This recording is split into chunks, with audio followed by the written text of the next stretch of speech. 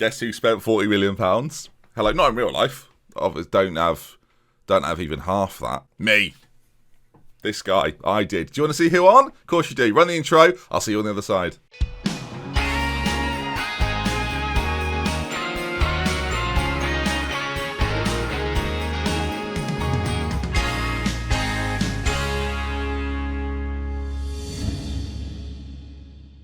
Hello folks, welcome back to another video with me, DoctorBenjyFM, and after yesterday's tremendous draw against Chelsea, it was 0-0, you can see there then a 1-0 defeat to Liverpool and a 1-0 defeat to Fulham. We're on the ropes, viewers, but as mentioned, we've signed 4 players. Do you want to see who they are? Of course you do. That's why you watched the intro, or skipped it at least. Alright, we'll do it in financial order, right? So the first one, Francisco Trincao from Barcelona, loan player. Of course, we were looking for sort of a third choice loan player on loan.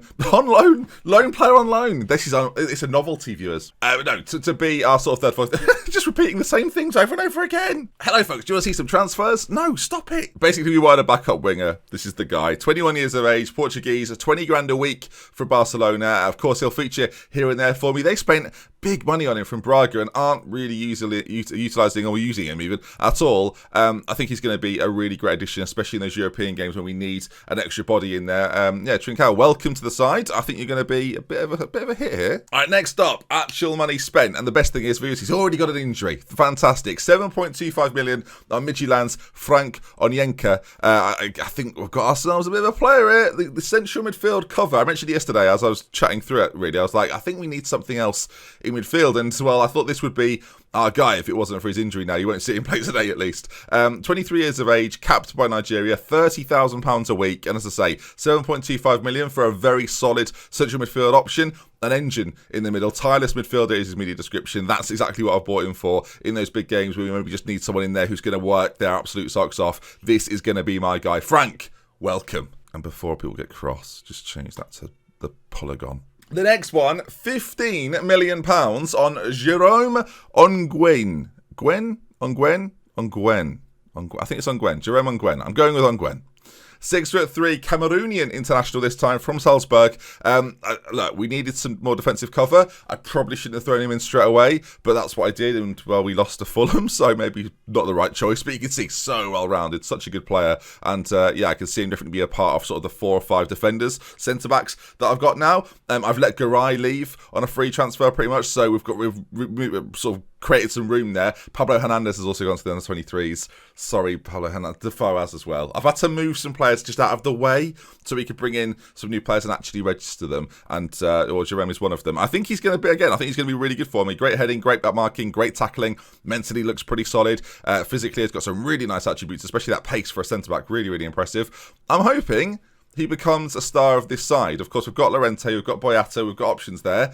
And I bought another man that can play there if required. A name that I'm sure lots of you will be familiar with, a player that lots of people try and get in Football Manager because of this guy's versatility. Koopmeiners, I'm hoping I'm saying it close to accurate, has been brought in. And it was a big-ish transfer for me, 26.5 million from AZ Alkmaar. One of the players to say, if you've played Football Manager in the last few years, you've probably looked at him and thought, he's got bright green in all 3 of these positions. I'm going to get him in. I don't necessarily see him as a ball-playing or libero style player. I don't think that's where we're going to play him, although the fact he can play libero is very exciting to me. Of course it is. It's not the reason we bought him. Not entirely the reason we bought him. But the slot in at deep line playmaker, the slot in at central midfield, that's why he's being brought in. Left side, again, tireless defensive midfielders, players that are working hard for me in the centre. I feel like maybe if there's one thing we lacked a little bit last year, it might have been that in certain games, especially being able to refresh that. Like Gagliardini and Phillips are pretty much that already, but when they're getting tired, we didn't really have anyone to bring off the bench who's going to work equally as hard. Jack Wilshere was not that guy. So bringing a player like Koopmeiners in, it makes the squad now look... The word I'm going to use is thick. Thiago Almada has left and won't be available. And a few of the boys here haven't been registered for European competition. Helge Costa is really annoyed. And when you consider he's a backup and I've not registered him, maybe not the smartest decision. But again, I want to do relatively well in this competition. And the group stage draw, as we touched on yesterday, is pretty soft. We're going to play Copenhagen today. That's going to be our one game for today. I want to see how we fare against sort of middling European competition. It should, in my eyes, it should be quite routine. Victor Fisher is their star man. Of course, he had a little time at Crystal Palace. Was it Crystal Palace? Middlesbrough, sorry. My apologies. I knew they wore some form of red. There was another one. Oh, who was the one who went to Palace? Regardless, it doesn't matter at this stage. Victor Fisher has been back in Denmark for a long period of time now and seems to have found some form there. 4 goals, 4 assists in his first 7 league appearances for them. So he's really coming on strong this season. We're going to have to do our best to stop them, especially when we're not on a particularly good run ourselves. Team-wise then, going into this first game, I changed things around, obviously, for the league game against Fulham, and we did not win that fixture. So we've gone back to a bit more of a familiar back line. That said, we're also dealing with a little bit of rotation here. I'm going to try and keep people fresh this season. It's something that I got out of the habit of doing, especially towards the end of the season when I sort of had this first 11 that played every single game. And I actually think it ended up being to our detriment a little bit. So what we're going to try and do this season, and it works really well in my stream save as well, which hopefully you've seen the highlight videos for. There was one put out today, actually. My ability to rotate and change things around was a real success for me. And I think to get the best out of this squad, that's what I'm going to need to do. So with that in mind, I think we should beat, aside from Denmark. Maybe that's a little bit harsh on Copenhagen. It's Copenhagen, isn't it? But it's spelled so. Anyway, this is the team we're going to go with then. Based on that, it's a little bit more rotated. Joe Hart will be in goal. Mukiele at left back. Right back. Am I okay today? Yesterday was so good, it's like, right, let's get him back down to earth. Mukiele at right back. Timikas at left back. Beata Llorente in the centre. The back 2 of last year. Koopmeiners is going to play just in front of them as a deep-lying playmaker. I want to test this out a little bit. Barrios played a league game for me recently. Got sent off. He's a very angry man. Gegladini and Phillips in the centre. Victor one side. Rafinha the other with Rodrigo through the middle. I mentioned before, Onyeka is injured at the moment, so can't feature. We've got... actually, do we drop Rodrigo for a game? I actually am going to drop Rodrigo for a game. He's not started the season particularly well. I think if Hee-Chan can come in and maybe sort of set the team alight a little bit, then that might be a positive step for us. Victor as well needs the fitness, so hopefully we'll keep an eye on him, see how he does. But we've got options off the bench. You look at that now, it's a lot stronger, I think. And like, we consider some of the players that aren't getting in the side. I raved about Jack Wilshere in that first season. I feel like we've levelled up in midfield a little bit, and Jack Wilshere is now sort of the 3rd or 4th choice option in the midfield for me. So I think this is what we're going to go with. Phillips, do we play Phillips or do we go with Carles Elena? I'm an idiot, viewers. In the centre, left-sided.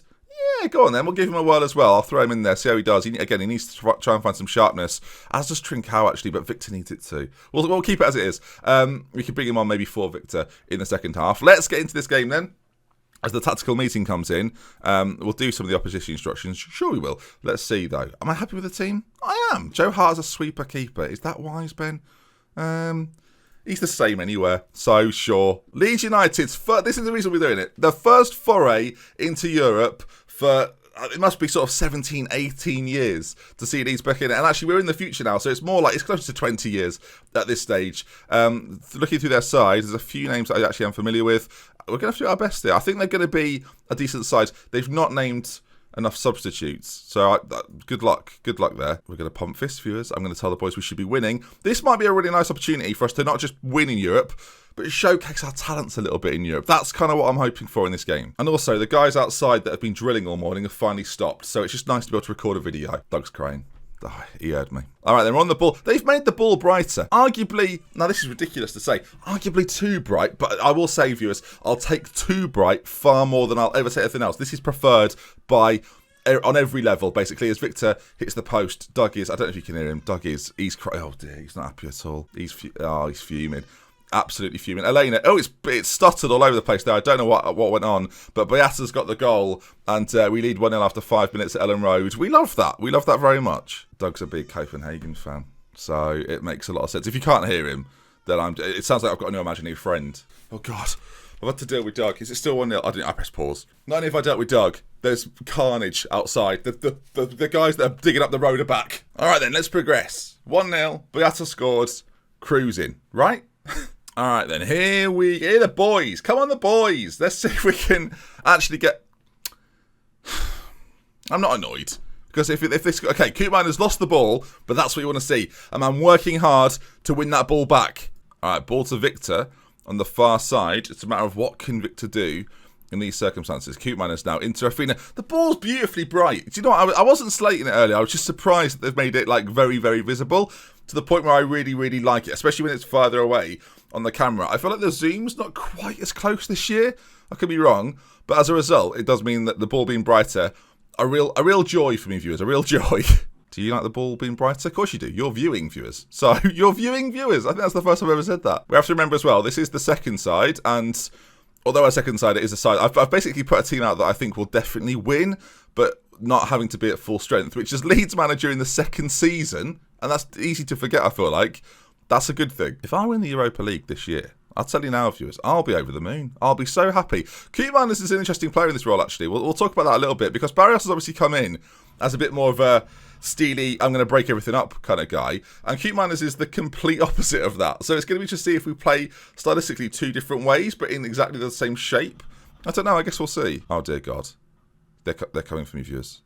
They're outside. We're forward again, though. Timikas on this left-hand side. He's taken everybody on. He's scored a goal from left back. 40 minutes gone. Timikas is a machine. Speaking of machines, fire her up. Oh, for sake. It's launch week. You can't be doing roadworks on launch week. Timikas, he breaks forward and scores a goal. I mean, surprising. A right-footed finish as well. I love that. It's all kicking off today. I said it's absolute. I don't know what's going to happen next, but I feel like a water balloon's just going to fall on me and I'm going to be put out. All right, 2-0 to the good, though. Looking very good. I'm pleased with your performance. Keep it up, lads. People often ask, why do you wear the headphones? It's because of all the noise, viewers. I like to be in my own little world, my own little bubble. Fisher's just gone off as well, so, I mean, things are getting even better for us. All right, let's get Trincao on for Victor and carry on. Good to give someone fresh energy into this side. What do you make of the transfers, though, viewers? You found 4 different transfers in a variety of roles, really. Winger, central midfield, a few in the sort of that defensive area. Good signings. I feel like the squad right now, if you're a Leeds fan, you're probably watching this a little bit like, I don't know if I recognise the team these days, but we've still got Rodrigo in there. Rafina's still part of it. Of course, Phillips, a key man in it too. So there are still those core elements of Leeds United, but we've just added to it. And if you're a Leeds fan and you want to progress your team going forward, these might be the sort of changes that eventually Leeds come to make if they negotiate smartly in the transfer window, because clearly I'm doing a crack-up job, viewers. Crack-up job, is that a phrase? Elena on it as he's been chased by what can only be described as a tractor, viewers. Trincao now racing forward. Do other YouTubers have these problems as Hee-chan scores 3-0 now? Hang Hee-chan with a lovely goal. I mean, lovely. Do you know what it sounds like? It sounds like, you know when you go on a wooden roller coaster? And it just sort of, woo! I'm ready, viewers. Here we go.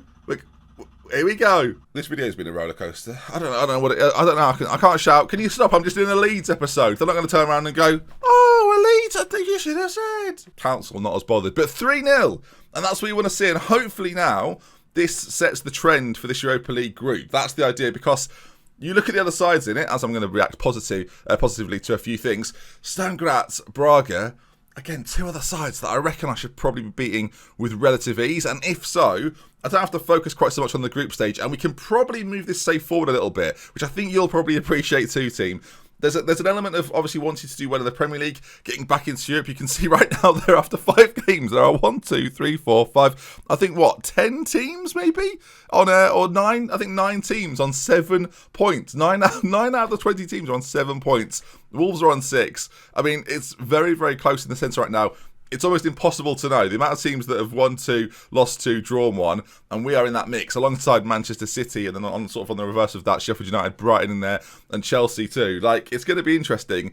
Liverpool are probably loving this right now. 15 points, 5 wins from 5, absolutely cruising, and we've got a job to do. So hopefully we can do it.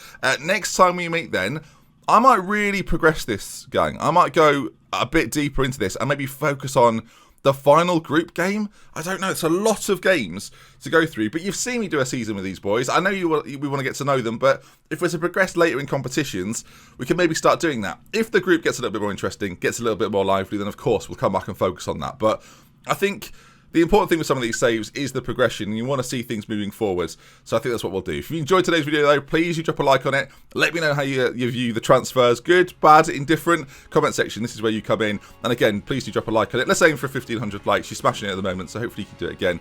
And I'll see you again very, very soon. We love with care. If you're not to Benji, the tractor, Doug, and all of us. We'll see you later. Goodbye. There's just no rules in this house. There's just, I'm just a victim to the life I live. Playing Football Manager for a job. Shut your noise.